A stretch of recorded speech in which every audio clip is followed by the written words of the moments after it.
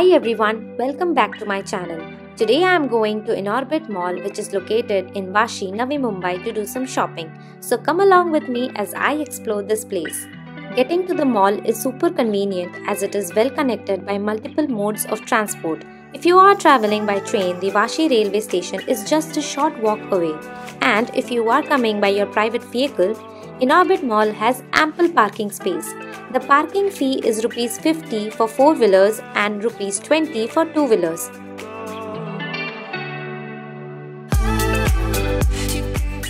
As you step inside the mall, you are greeted by a vibrant mix of shops that cater to all your shopping needs.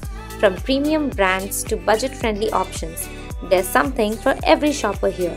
Whether you're looking to upgrade your wardrobe, shop for accessories, or pick up the latest gadgets from stores like Reliance Digital and Chroma, this mall has it all under one roof. And after all that shopping, you can treat yourself with some amazing food. Stay tuned until the end as I show you a variety of eating options, from quick bites at the food court to full course meals at restaurants.